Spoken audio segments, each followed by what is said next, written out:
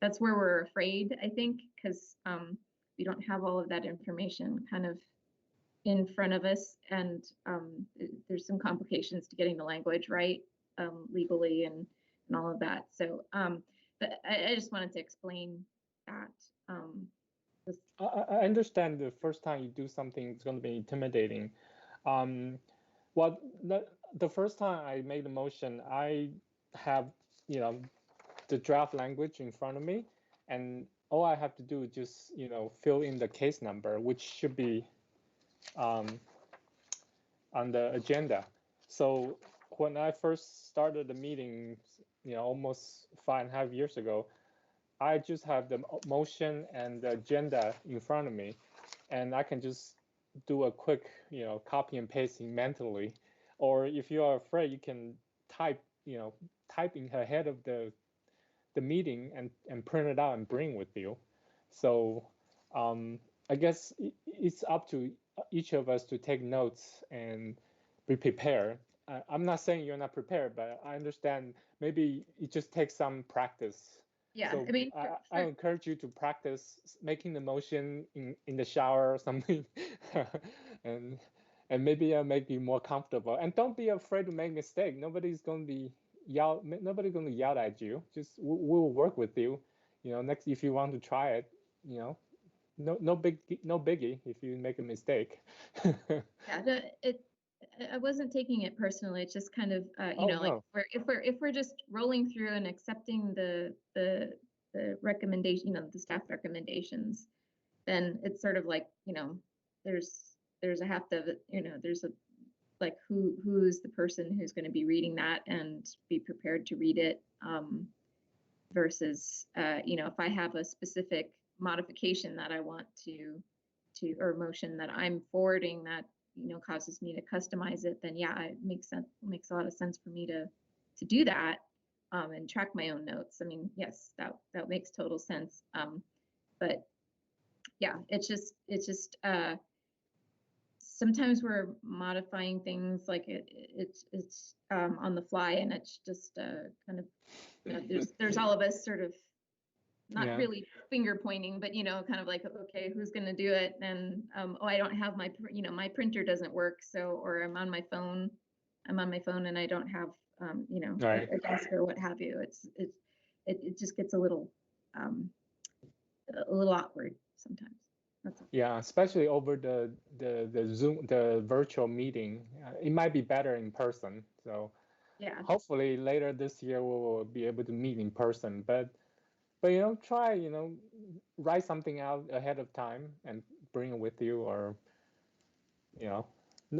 we're all here to help each other, so nobody's going to be mad at you if you made a mistake. So any other questions?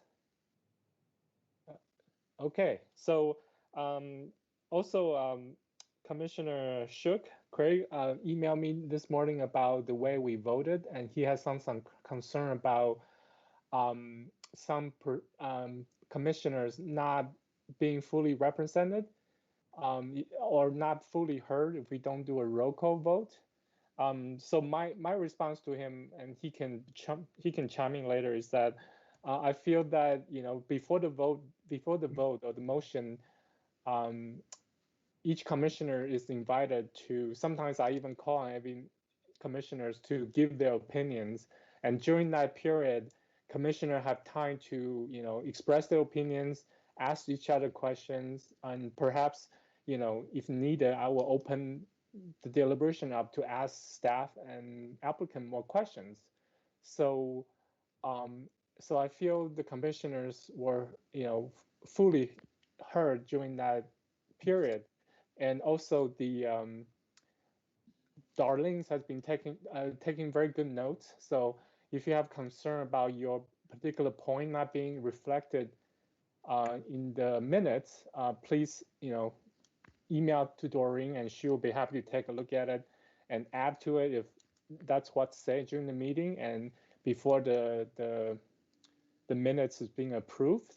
So, but I do see the point of the last time, maybe we didn't realize right away which 5 commissioners voted yes. So maybe next time when I say those in favor say aye, I will also ask you to raise your hand at the same time. So again, this is the Zoom, the virtual meetings drawback limitation. So, but thanks for your suggestion. Go ahead. Oh, go ahead, Craig. Yeah, my question wasn't so much that people weren't being heard. It's that it got a little confusing when we were voting. Okay, yeah. And okay. so when we were voted, and I think the first time we said all those in favor say aye, and then those opposed say aye, and it was kind of hard to figure out if we had the right number of votes. That just appeared to me to be a little confusing, and it's hard to talk. Sometimes we're talking over each other. So I was just thinking that maybe a roll call vote would be. And then you answered that question for me too, which I guess normally maybe there's not the split vote, and what maybe more often than not it's unanimous. But that was my only suggestion. That how do you get to a roll call vote so you can make sure. Yeah, it's also the limitation of virtual meeting as well. So as I say, next time when I say those in favor say aye, I will ask you to also raise your little, virtual hands. So hopefully, okay.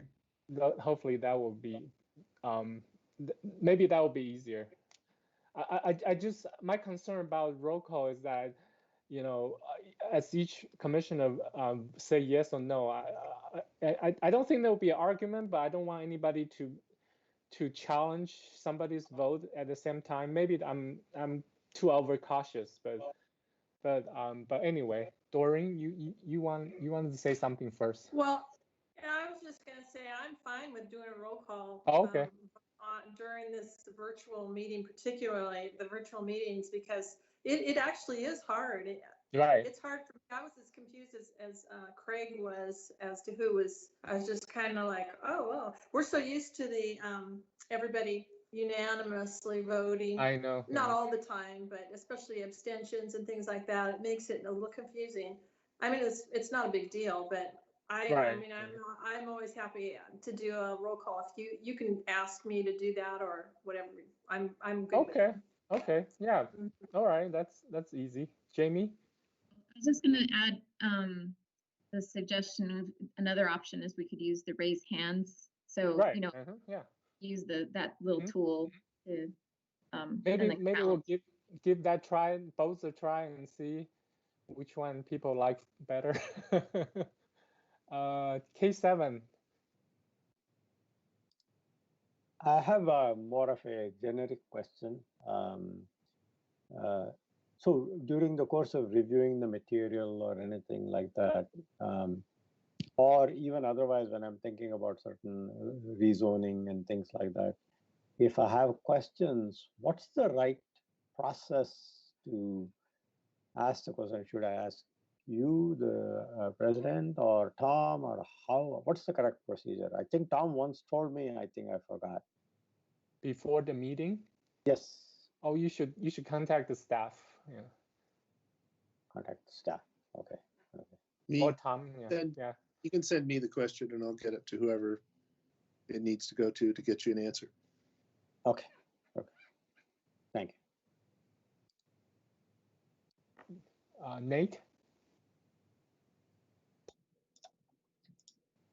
I just wanted to add my personal feeling is that even when and if we do the roll call votes, I think it's still valuable to do a group vote up front, just because if we only do a roll call vote, I can imagine, say you're the fourth person who's called up and all the people before you have voted one way and you were thinking of voting the other way, but you kind of feel the tide turning, so you go along with it. I would be afraid of something like that happening.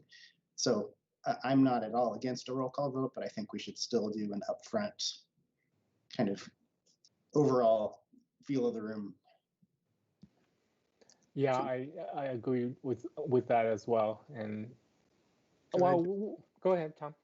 With a comment about that, I have yet another option to think about, and that would be similar to what we do when you ask if there's a conflict of interest or who has visited the site, and people say, well, back in the, when we were in the room, people put up their hands and then Doreen would do a visual sort of assessment. And now, you know, you could do a vote. All those in favor say aye. And then, you know, and then you can just ask those who said aye, please state your name. Then, you know, they could state their name. You don't have to do a roll call person to person. The issue that Commissioner Jackson was bringing up, you'd have all of the ayes. They could state their name for Doreen, make sure she's got it. All the nays, do the same thing, and then all the abstentions.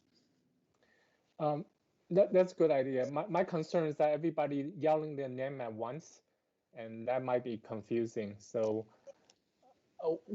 I will try just having everybody raise their virtual hand next time, and I will read it from the side for everybody. So hopefully that will be a compromise.